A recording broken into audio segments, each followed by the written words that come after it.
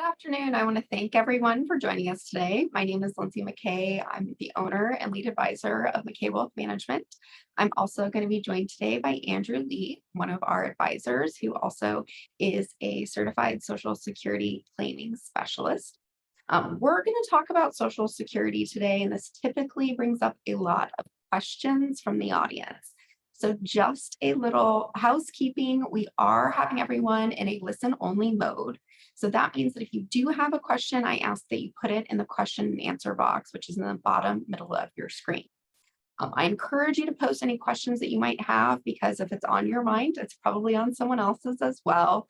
And if it's something that doesn't necessarily pertain to the group, but is really specific to your circumstances, if we have that question, we can follow up with you after our conversation today.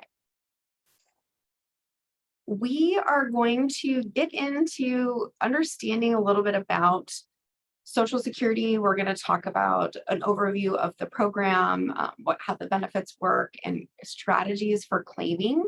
Um, but I really just want to make sure that it's clear that this is just broad information. Social Security is going to be very unique to each and every one of you. So I always have clients asking, what's the optimal time for me to begin my Social Security benefits? And the answer is it depends. So for those of you that have questions around that, I hope that you gain some knowledge and insight today, and then we can follow up and have a more specific conversation about your circumstances to help you understand what might be optimal for you. The other thing that I'll say about Social Security is that our job is to educate you about your options and help you make a decision, but the decision is very personal. So I have lots of people that say they talk to neighbors, family members, coworkers, and people have really strong beliefs about starting early or delaying. And there's kind of two different camps that you can fall into, and it does not mean that one is necessarily the right one for you. It's really about just understanding what benefits are available, how those might change over time, and really making a decision that you feel comfortable with at the end of the day. I'm going to turn off my camera for the presentation, but I'll pop back on at the end to answer any questions that might come up.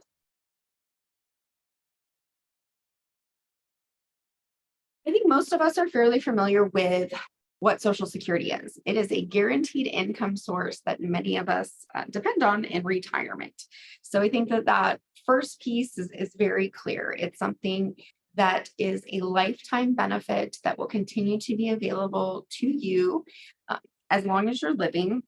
And one of the nice things about Social Security is that it currently offers cost of living adjustments. So not only are we getting a guaranteed income source, but that income source is increasing over time to adjust for increasing costs.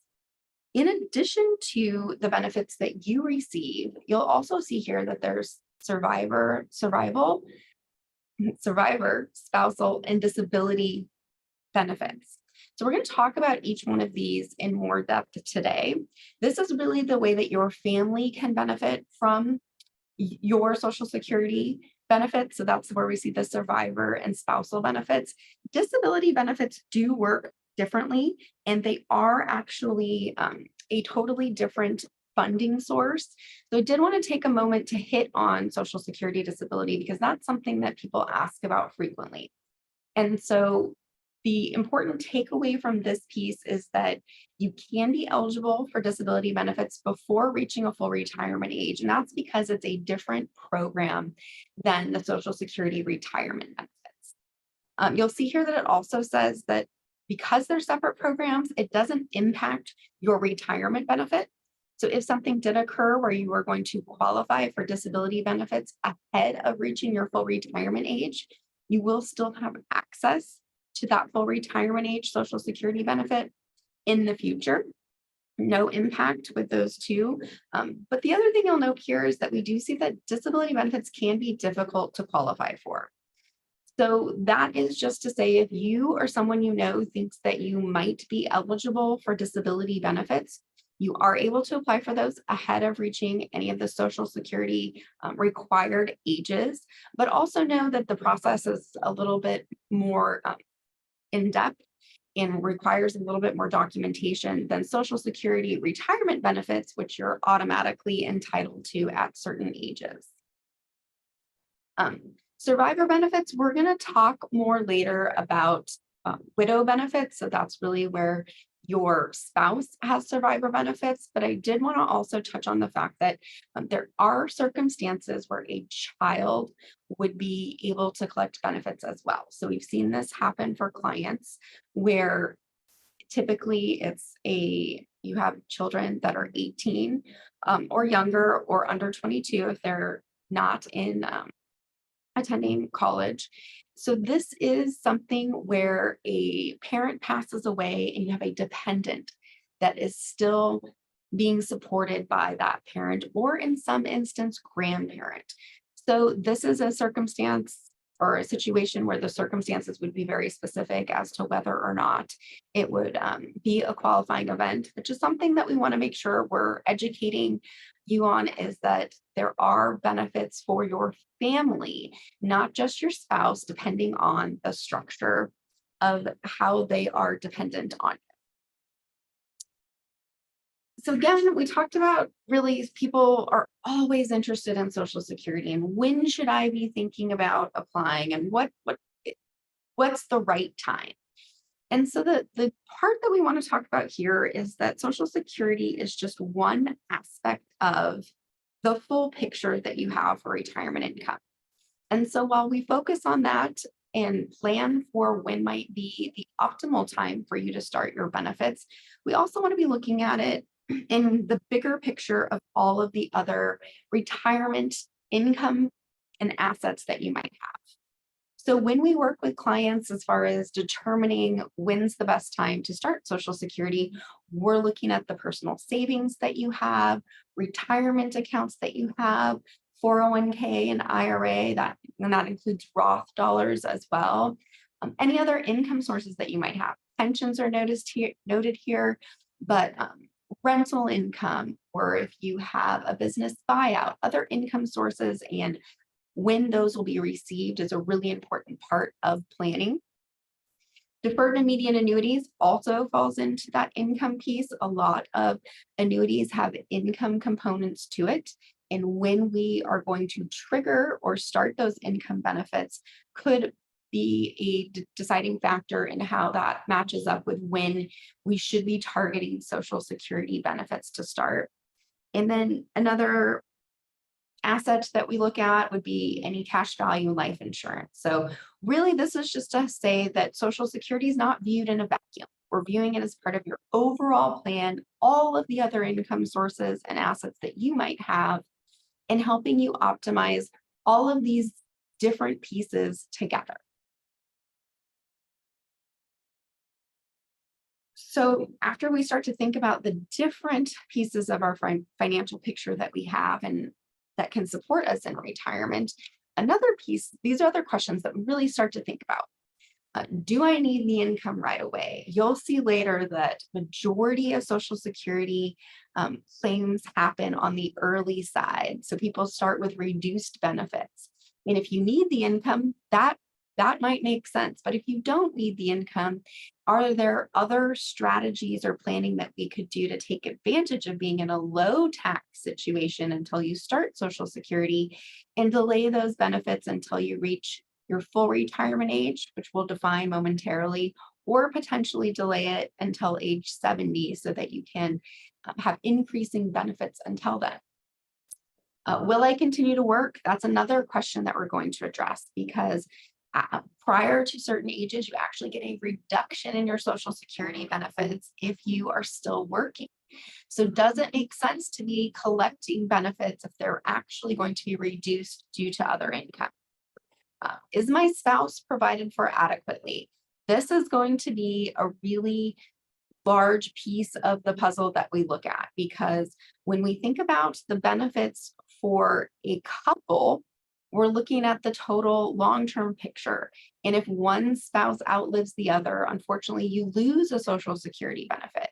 You retain only the higher. So will I be providing for my family in the long term more if I delay benefits versus taking early as a consideration that we would want to look at? That leads right into the next question. Do I have longevity in my family? And if you're an individual who doesn't have a spouse or any dependents, then this is really just looking at your own longevity.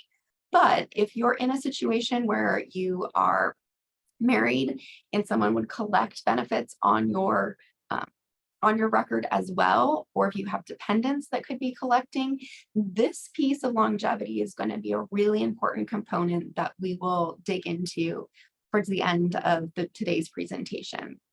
And then I already mentioned other income sources. This piece is particularly important when we think about taxes. And part of the planning that we do from income planning is making sure that we're thinking about the taxation of all of these sources over time. So we're going to talk about how Social Security is taxed today, but we also want to think about other income sources and how those might be taxed. So there frequently is an opportunity to say, could I take advantage of being in a lower tax bracket before I start Social Security benefits that would enable me to do some strategic tax planning that may not be as feasible once I start a taxable income source like Social Security. So all of these are things that are meant to get you just thinking about Social Security. And we're really here to help you with a lot of these pieces. So don't feel overwhelmed by the amount of things that are probably spinning in your head right now. We're just helping to educate you on the things that we're going to identify in our conversations with you and help strategize around. So Social Security, one of the biggest things that comes up when people are talking about or thinking about Social Security is the health of the Social Security fund. And we are constantly hearing about how there is concern about the future of the Social Security trust. And part of the reason that there is some pressure on it is that we have a lot of baby boomers that are transitioning into retirement. So you'll see here 10,000 baby boomers turn 65 each and every day. And by the end of this decade, and we're turning into the next, we're going to have 75 million people that are over the age of 65. So what that means from a Social Security lens is that we're having a large wave of individuals who were paying into the Social Security fund that's going to start drawing on the Social Security fund. So that's why we're hearing so much right now about the health of the trust and how it's going to continue to be funded because of this big transition that is currently right now occurring and going to really continue through the rest of this decade. So like I said, I have a lot of clients that come in with questions about, should I just start taking Social Security as soon as possible so that I don't lose my benefits? So one of the things that we want to make sure we address is that for everyone who's sort of in this age group of transitioning into Social Security eligibility, so that means 60 or older, and we'll talk about those ages in a minute. What we've seen historically is that any changes that they make are grandfathered to people that are outside of those parameters. So first and foremost, just want to make sure that we're saying if you're in this age group, we don't want to fully be panicking. There will be Social Security benefits available to you. And I don't think that you need to worry about those no longer being accessible. And we're going to talk in a minute about some small changes that can be made that'll help with the health of the trust. But here you can see that right now, the way that the projections that we have is that benefits as outlined they're eligible to meet those full benefits through 2033. And assuming no changes, and I think that's the big, bold, highlighted thing, assuming no changes, there are going to be changes, but assuming there's no changes, that means that from 2033 on, there'd only be 77% of the benefits covered. So this is where we'll see a lot more headlines, a lot more talk about these pieces. So what I want to do is help you realize some of the changes that are potentially out there that could make it so that benefits are closer to being that 100% funded. So the first one you'll see here is increased payroll taxes. So currently, Payroll tax is 12.4% that is evenly split between employer and employees. So that means that each side is paying 6.2%. There is a proposal to change that to increase to 7.2%, so 1% on each side, that would gradually change over a period of years. 10, 20 years is the time period that they're talking about changing it. So over a longer period of time, it could potentially be shorter. But if that change was made, it would actually allow people to contribute just really, I think it's 50 cents a week each year additional. Their employer would match that as well, but that would make a huge impact on the ability of the funding to increase. So we would see that be something that would start to raise the money going in there, and that would actually really help to make a big change over time. The second one is one that we might see potentially happen more quickly, and that's where we currently have the taxes are capped on wages at 160,000. And so anything above that, Social Security taxes do not apply to. If we have that change to 250, which again would happen over time, it would essentially take care of 74% of the deficit that exists. So a small change that would happen over time that could have a big impact to the funding. We also see increase in FRA, which is full retirement age. And what that means is that right now, anyone who is born today has the same retirement age as anyone else that was born after 1960. So obviously, we need to have a plan to be increasing the full retirement age for people that are further out and have a longer way to go until retirement. And so one simple proposal is to change the full retirement age by 1 year. So to go from it's currently 67 to 68. So again, not big changes, but these small changes would really move the needle as far as making up that 23% deficit that is projected to happen in 2033. And then finally, investment changes. So the Social Security or Old Age Survivor Insurance Trust, which is what funds Social Security, currently is only invested in government bonds. And if you think about it as a long-term investor, which is what the Social Security Administration is, they're investing for the long term to support all of these needs. They really do have the opportunity to create a different investment mix that could give them potentially more returns, which would help to make up some of that gap. So I think that these are just some like I said, small examples of changes that could be made, which would not greatly impact the people that are eligible to be receiving benefits in the short term, would have smaller changes for people that are further out for receiving benefits. But really, there are quite a few adjustments that could be made, and it's likely a combination of a few of these that would get us back to being fully funded. So to drill down a little bit, in terms of discussing who is eligible and who's covered under Social Security, essentially Social Security covers those individuals who have paid into it for a certain amount of time. That certain amount of time equates to 10 years or 40 credits of benefits. Those are what come out of your that 6.2 that we all lovingly give to the government if you're W-2, or the 12.4% if you're have the benefit of being self-employed. So an individual must have at least 40 Social Security credits. For 2023, that amount, you get 1 credit for every $1,640 you earn, up to a maximum of 4 credits a year. So unfortunately, you don't get additional credits for any amount above and beyond that. And then anyone born after 1929, which I imagine applies to most of us on this call here, are required to have 10 years of those credits or more. There's an important caveat here that some federal employees or employees of state or local government agencies may not necessarily be paying into have part of their monthly paychecks covered under Social Security. Locally, that's going to be Bellevue, Federal Way, Redmond, Edmonds, Woodinville, maybe a couple others.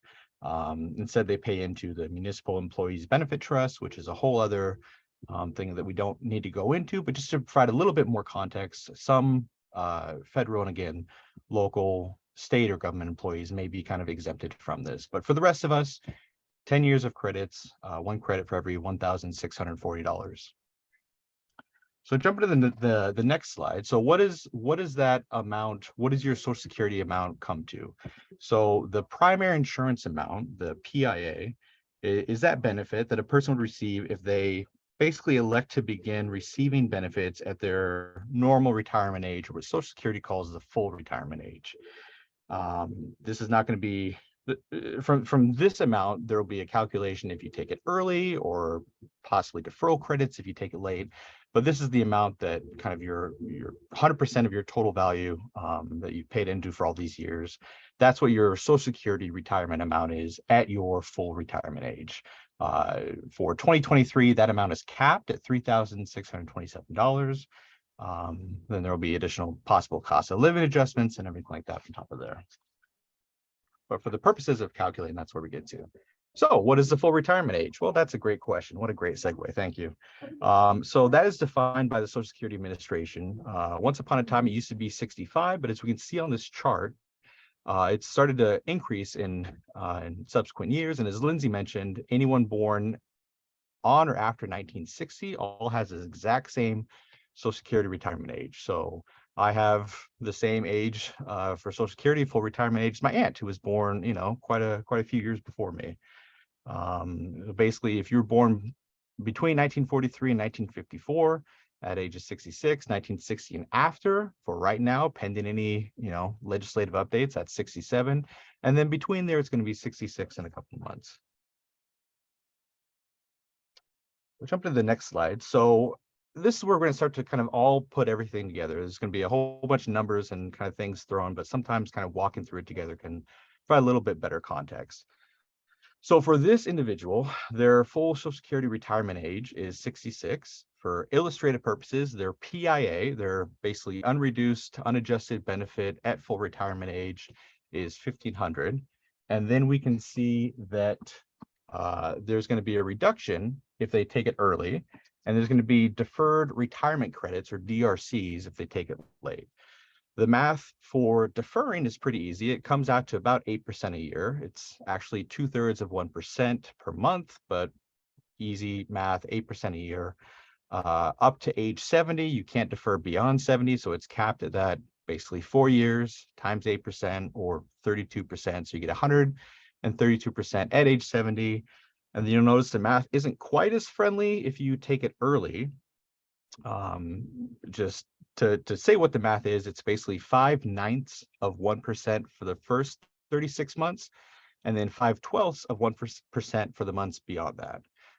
So basically, if your full retirement age is 66 and you take it at 62, you'll receive 75%.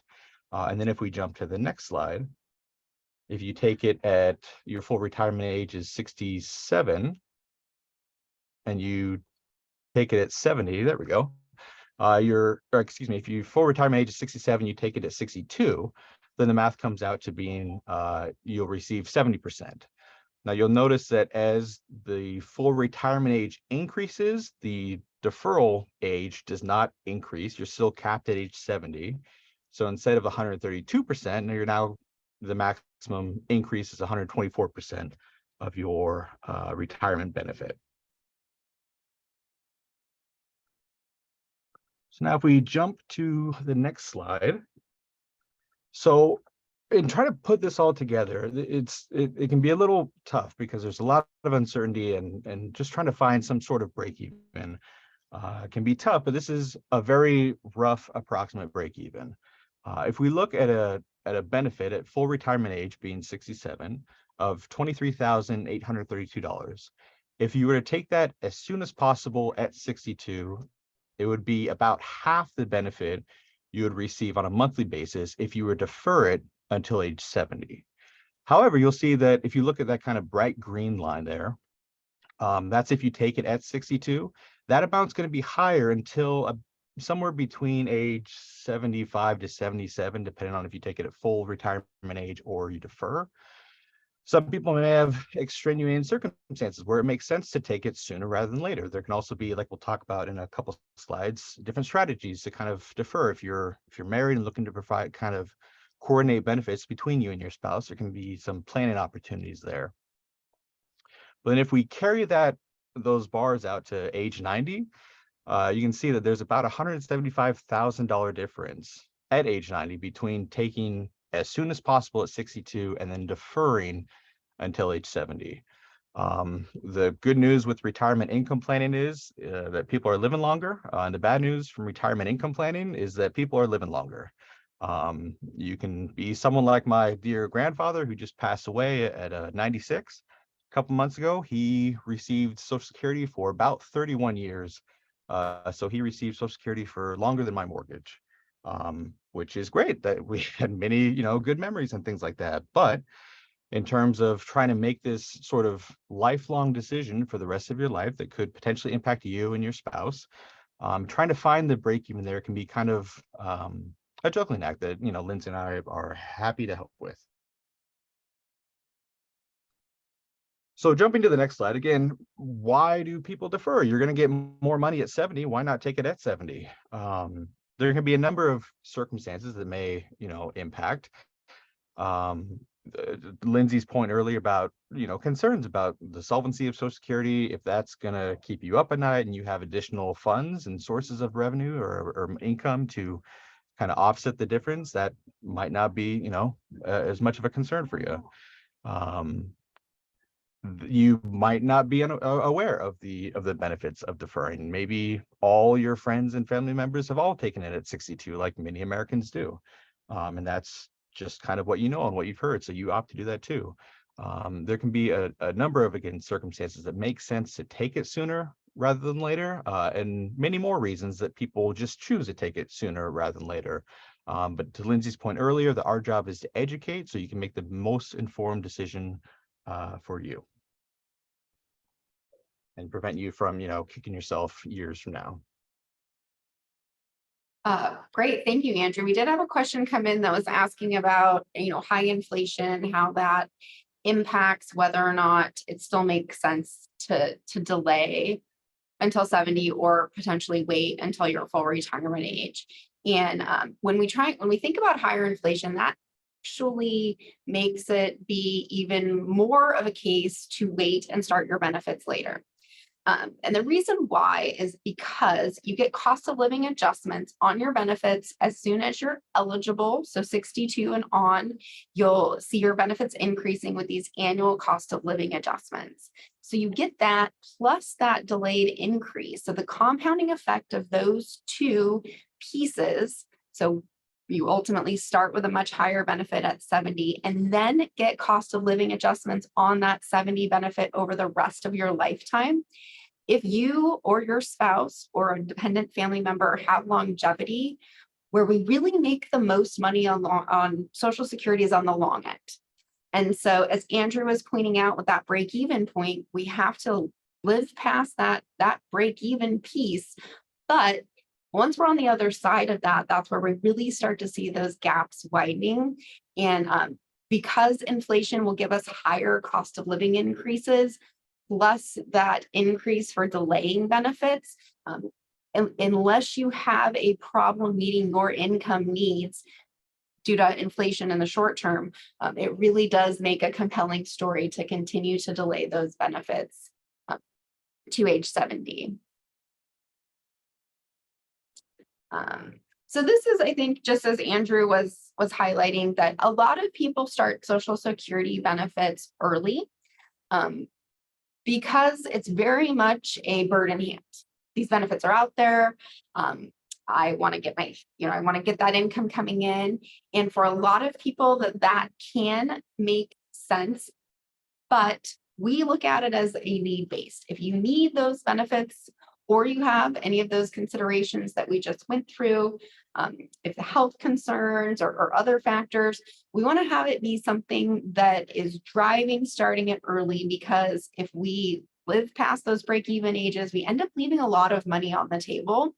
And so really helping to just say, let's make sure we're not being short-sighted or thinking in the short term as far as starting benefits early, and really trying to make sure that we're maximizing dollars over our full lifetime.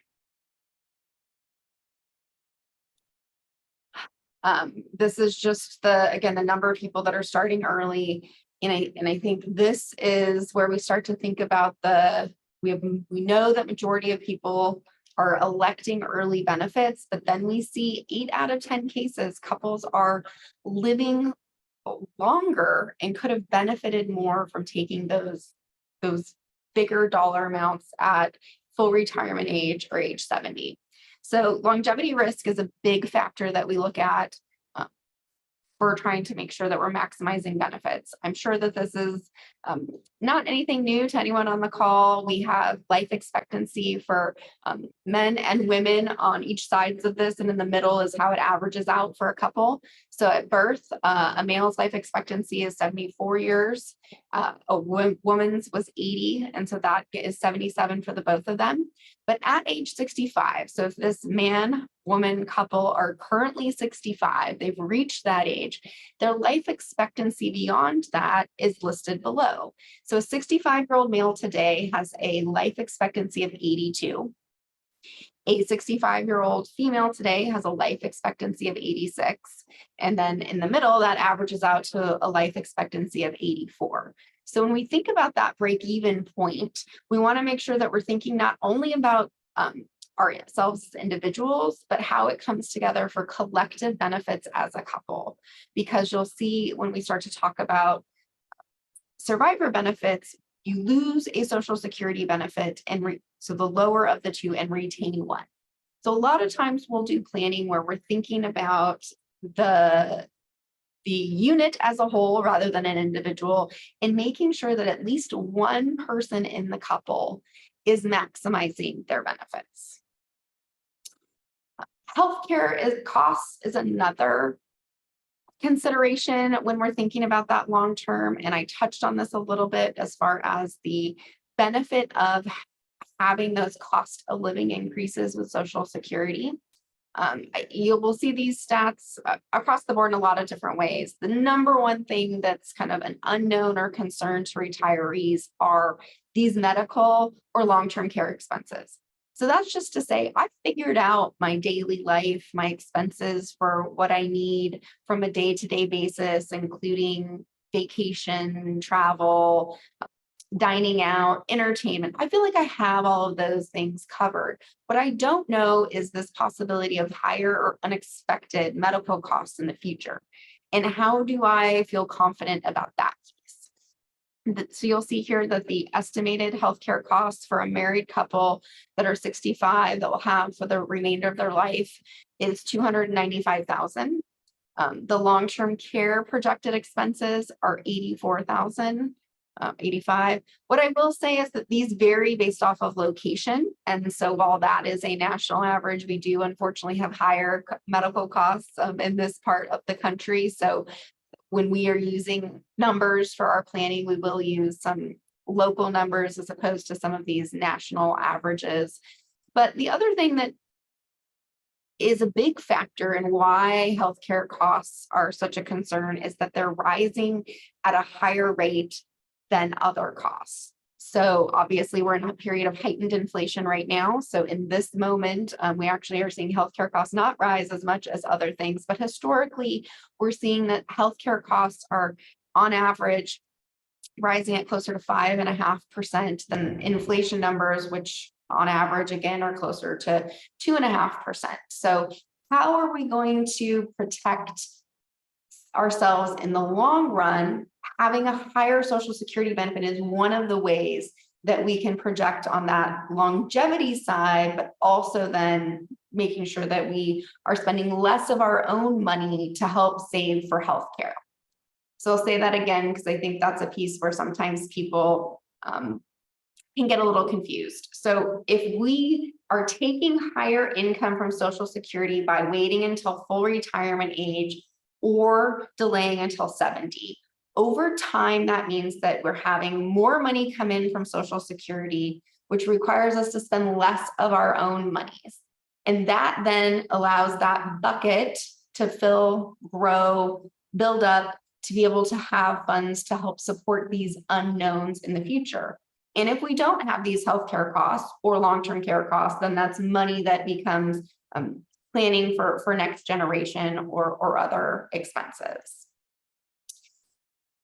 So this is, again, just been talking about how do benefits work, what are the questions we should be asking ourselves, identifying some of those concerns that we hear from clients frequently. And now we're really going to talk about how different benefits work.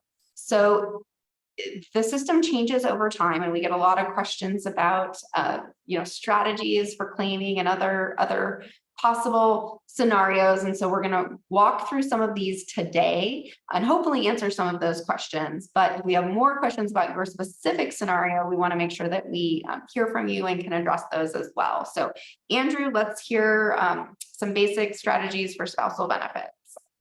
Let's do it. So this first case is going to look specifically, I want to draw attention to this, at both individuals born before 1954. So we have Susan and Valerie, a married couple. Their benefits are pretty similar here, but they were both, again, born before January 1st, 1954. And then thus they're eligible to use something some of you might have heard of called restricted filing claiming strategy, or file restricted possibly. That's not available for anyone born after January 1st, 1954. But since it's kind of out there in the world of Social Security, we wanted to draw attention to kind of illustrate what it looks like. There's one version of this that we're going to talk to in a little bit with regards to widow benefits, but in general, this is not available for most people listed on the phone. But what it is we have, again, Susan and Valerie. Susan's benefit's $2,100 a month. Valerie's benefit is $2,000 a month. And what Valerie's going to do is Valerie's going to file basically a spousal benefit. So she's going to get 50%. Susan's going to file at her full retirement age at 66. Valerie's going to get 50% of Susan's benefit for the 2,100, so 1,050. And then that's going to allow Valerie to then basically defer her benefit, her own benefit, until age 70. And then she's going to be able to convert at her age 70 to her benefit. So she's going to go from 1,050 a month until age 70, and then she's going to get the at 66, the 132% increase above her $2,000 a month benefit. Again, this is a strategy that is, for the most part, not accessible for folks anymore, pending any updated changes. But we wanted to illustrate it as an example because many people have heard of restricted filing. They're not aware that it has gone away. Again, except in the case of widow benefits that we'll talk about in a little bit. A much more common example that we run into is an example like we have here, Chris and Julie.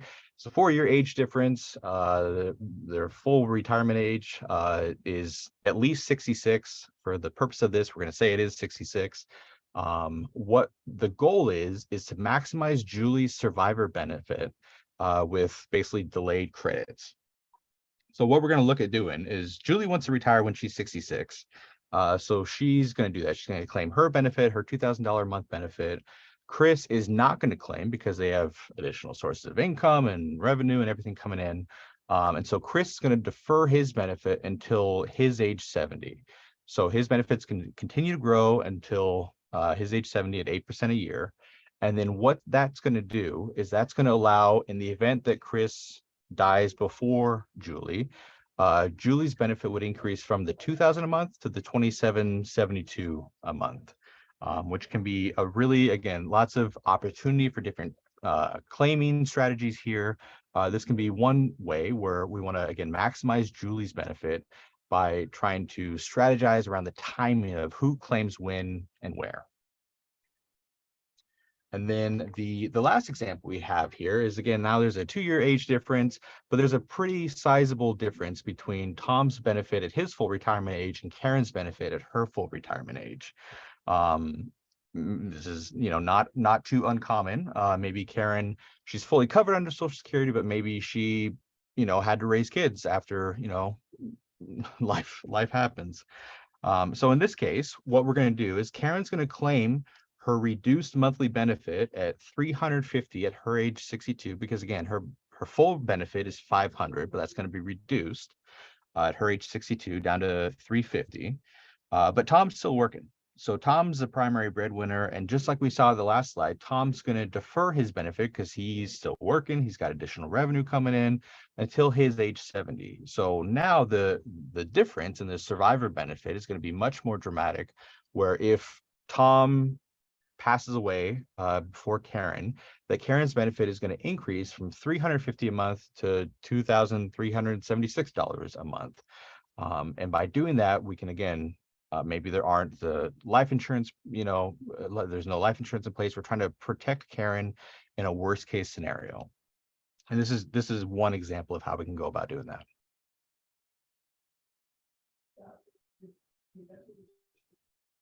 Great. Well, I think that there's common questions around how do I go about filing and how do I go about maximizing spousal benefits? And what Andrew just shared is that, unfortunately, the strategies have really been eliminated to be able to maximize benefits under spousal. So when you file as a married spouse, you're saying, I'm filing and I'm going to take the highest benefit I'm eligible for. So whether that's a spousal benefit or my own, Social Security is going to figure that out for you as part of that application process. Where when you're a divorced spouse, let me back up there. In order to collect spousal benefits, as Andrew said, the spouse has to be receiving. So the higher earning spouse, if you're trying to take a spousal benefit on, has to already be claiming. Whereas a divorce benefit, you do not have to wait for your ex-spouse to claim benefits. So this is one of the things where we don't necessarily have to line up strategies quite like we do on the spousal side. So if you have previously been married and your marriage lasted for 10 years, you have not remarried, you are at least 62 or older, as is your ex-spouse, and there's a note there, you have been divorced for 2 years, you are eligible for a spousal benefit, ex-spousal benefit, even if your ex-spouse has not filed yet. So that is a distinction and a difference between what we just heard from the straight up spousal benefit. So in order for me to be, if I'm still married, to get a spousal benefit, my spouse has to be collecting.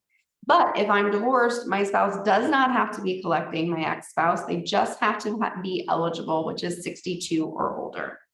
So we'll see in this benefit here, we have Angela and her ex-spouse is Dale. So Dale's full retirement benefit is $2,100.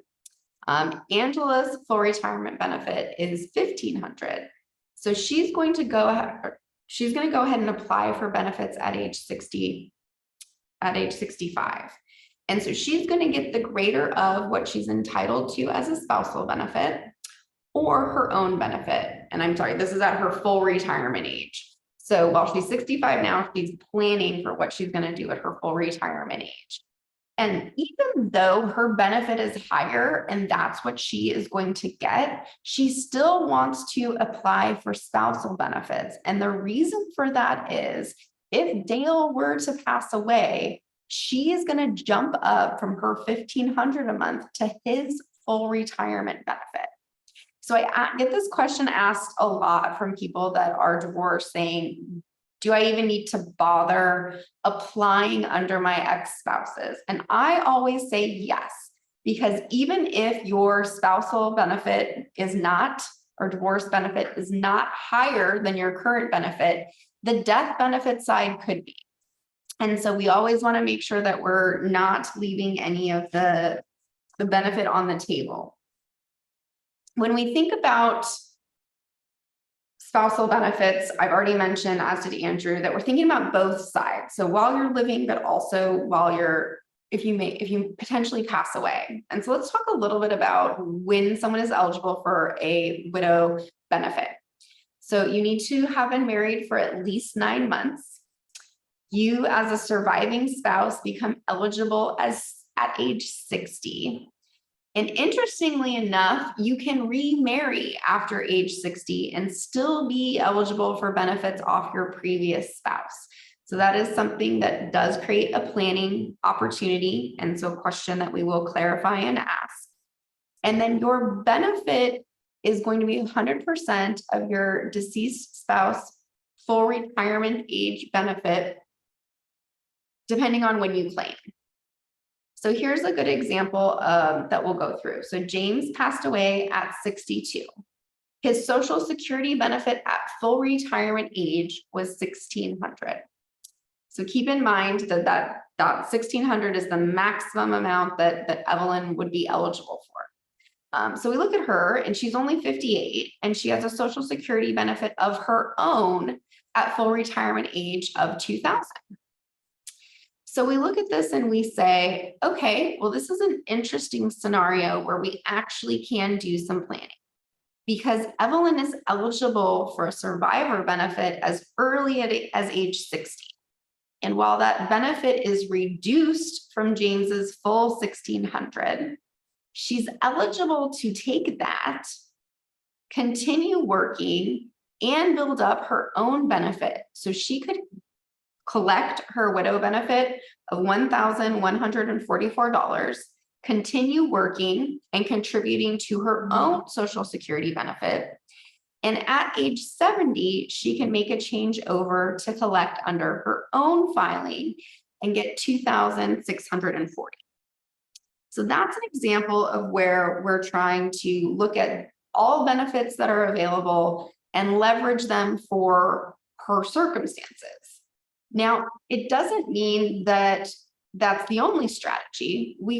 She could take it reversely, and she could say, well, I'm going to take some of my own benefit, if it hypothetically was lower, and delay my survivor benefit until that got to a higher amount.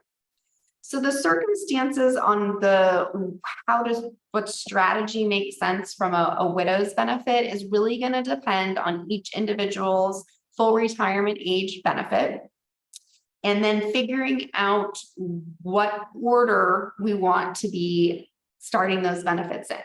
So a question came in about, does a surviving spouse collect the spouse's Social Security and then their own FRA, or can the spouse collect an opposite? And the answer is the strategy that would maximize those benefits over the lifetime is the one that we would elect, and you can do it either way. So we're talking a lot about thinking about how to benefit or increase the benefits in the long run. And part of the reason why is that, as we've already said, that longevity piece, and women represent 50% of Social Security beneficiaries in their 60s, but that jumps to 70% of beneficiaries in their 90s. So we're always wanting to make sure that we're considering how we can maximize benefits for an individual, but also, like I said, a couple, as there can be a lot of benefits that come in that later stage of life. So we talked about folks where there may be situations where it makes sense to claim before either full retirement age or, deferring, that maybe it makes sense to claim between 62 and 66 or 67. And maybe someone claims and then they go back to work, and now there's an impact on certain benefits from Social Security which could be potentially withheld. So if you plan on working and collecting Social Security at the same time up until your full retirement age, there could be some very important considerations to take into account that we absolutely want to have as part of a planning strategy or planning opportunity. So in general, clients will lose $1 of Social Security retirement benefits for every $2 earned above a specific threshold. For 2023, that amount is $21,240. If taken before the year in which the individual reaches full retirement age. During the year in which you reach full retirement age, so this year you're turning 67, that's your full retirement age. During this year, then that adjusts to $1 in benefits being withheld for every $3 above that limit, and that limit also increases now to $56,520, again specifically for 2023. That amount does change a little bit from year to year. The income limit, not necessarily the amount that's adjusted. But it is something that we want to consider, and that we have a conversation with folks, Lindsey and I, about: are you continuing to work? Are you working part-time? Are you going back to work? What is going on in your life that, we want to make sure that we're optimizing your Social Security benefits for yourself, potentially your family, and making sure that we're doing so in the most sort of tax efficient way possible, which is a great segue into the next slide. Oh, sorry, real quick. For this, again, just want to draw a distinction that with that reduction amount goes away once you reach your full retirement age. So once you reach that FRA, then that limit no longer applies. There might be other limits that come into play, like we're going to see in the very next slide, but that limit on benefits being withheld will not apply. Also, really want to note here that we're talking about Social Security benefits. We are not talking about Medicare. If you defer Social Security, please, please, please still take your Medicare at 65. Reach out to them 3 months in advance if you need help doing so. We have a wonderful network of folks we can hook you up with. But we are not talking about, I just really draw the distinction between Social Security retirement benefits and then Medicare benefits. Some people kind of lump those two things together, but we really want to draw a distinction and say, for Medicare benefits, you still want to take those at 65. You still want to reach out 3 months in advance of turning 65. We're just talking about Social Security benefits. So, excuse me. So on the next slide, I said that there might be, other potential impacts. Specifically, we're looking at it from a taxation standpoint, where Social Security benefits aren't taxed like other retirement benefits, because a portion of it is going to be considered tax-free for everyone, no matter how much you make. If you make a lot of money, as you can see on this slide, that 15% of that would still be tax-free. But the switch of that is that 85% of that Social Security retirement benefit could potentially be taxable. So for a married couple, you're married filing jointly, you have combined income or provisional income, which I'm going to define in just a minute here, of $44,000 or more. Up to 85% of your Social Security retirement benefits could be taxable, which can create a big hurdle for folks at the end of the year, when maybe they forget about this. And so we want to kind of call it out as something to keep in mind. So combined income or provisional income is basically 50% of your Social Security retirement benefits plus other typical sources of income that you think of. Those are going to be pensions. Once you reach what used to be 70.5, then became 72, and now is 73, and keeps being pushed out further and further. But eventually you have to start taking required minimum distributions from your 401ks, IRAs. If potentially there was some sort of income strategy drawing on those qualified retirement accounts, such as, again, 401ks, IRAs, income from those could potentially be considered taxable. There's a distinction between traditional and Roth, and I don't want to get too into the weeds here. But basically, there's going to be a limit where part of your income could potentially be taxable, and we want to keep that in mind. This can especially be a concern for folks who wouldn't normally fall into these higher tax brackets. You get this, what's lovingly known as a tax torpedo, and again, that impacts those people who might not have been strategizing or planning on a certain or potentially large amount of their Social Security being taxable.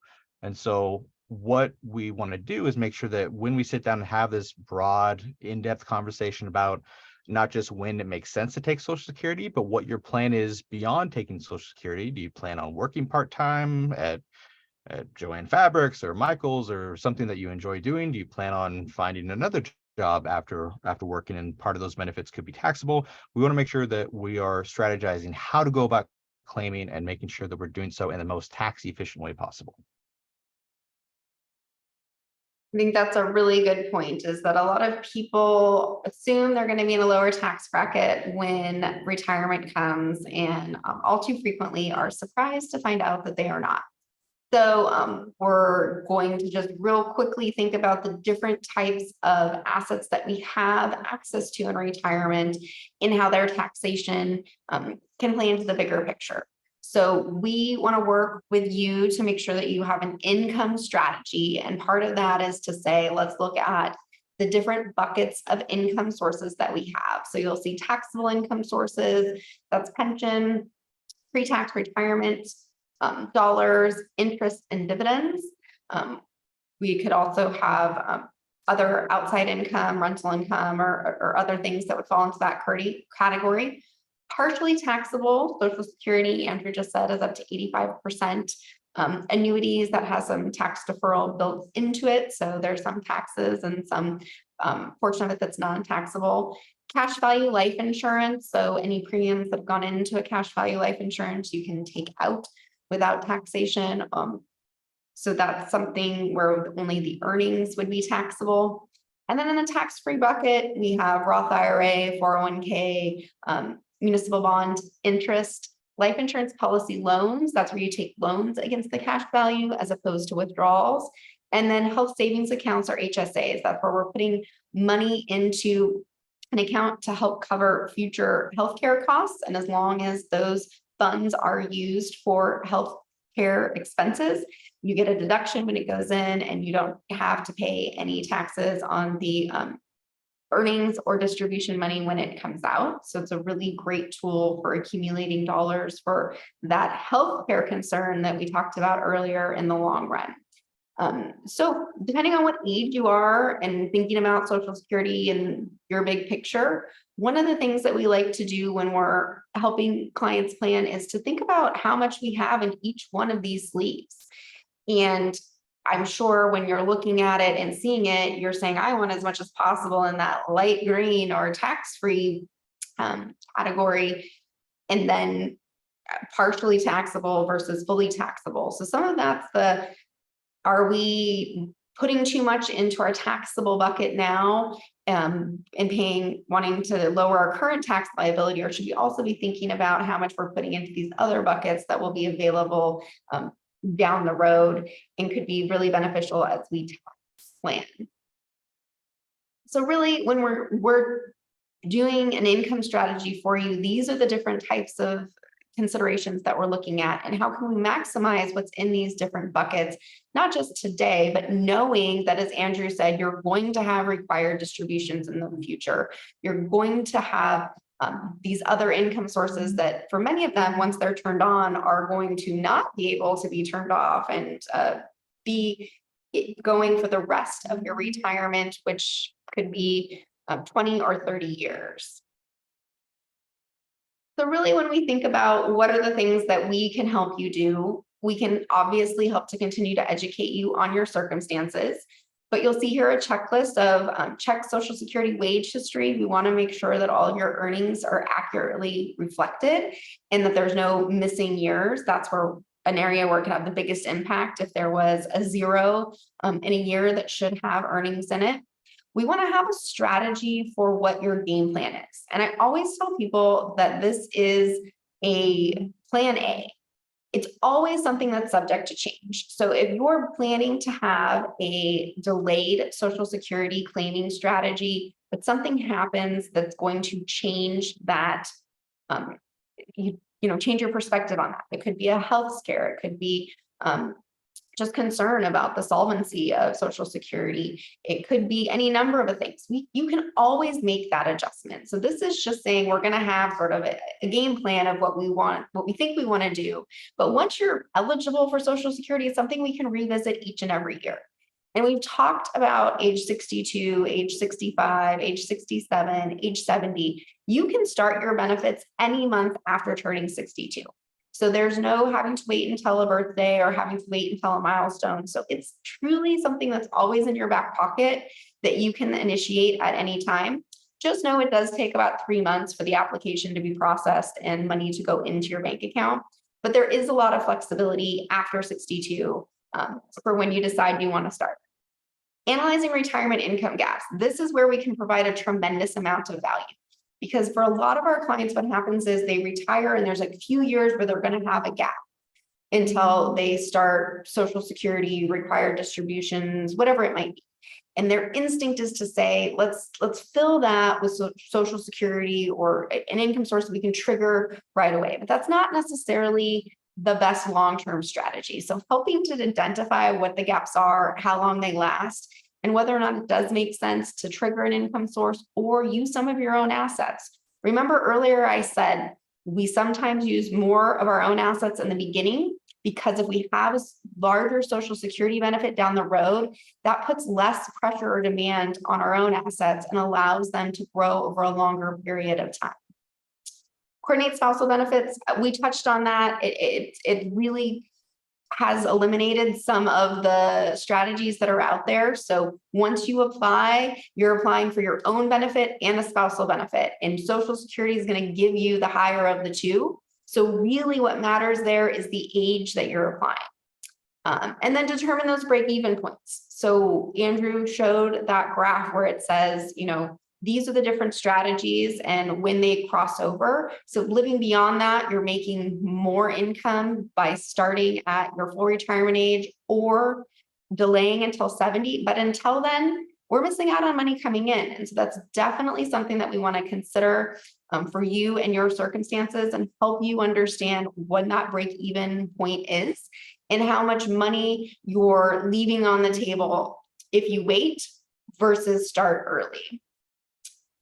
So for each one of you, this was probably creating some thoughts about your own claiming strategy. If you have a spouse, thinking about not only your own benefits, but theirs and how that works in the long run. Or if you have dependents, so people that are children that are dependent on you. We talked briefly about those age requirements. That doesn't always apply if your child has a disability or is dependent on you for other reasons. So that's something that we could talk about as well. But really, we're here to talk about your own circumstances and really help you get a better understanding of what may make the most sense for your game plan for Social Security. And as I said before, Andrew said it as well, our job is to educate you of the options so that you can make an informed decision, but the decision is ultimately yours. So we can go through all the numbers, crunch all the scenarios, and show you all of the information. And you then get to make a decision about what is right for you and your family.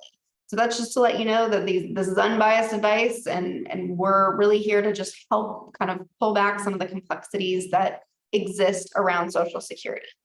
So if you have any other questions, feel free to pop it in the Q&A box while we're closing, or reach out to a team member and see if we can get a time scheduled so we can talk about your individual circumstances.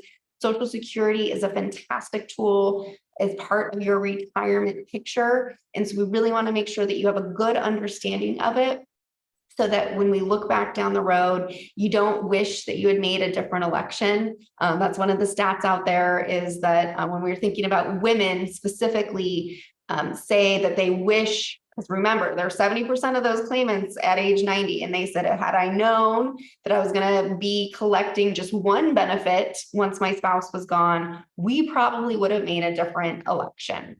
So we can really help you identify that whole span of today all the way until the end of life, and make sure that you're maximizing the Social Security benefits that are available to you.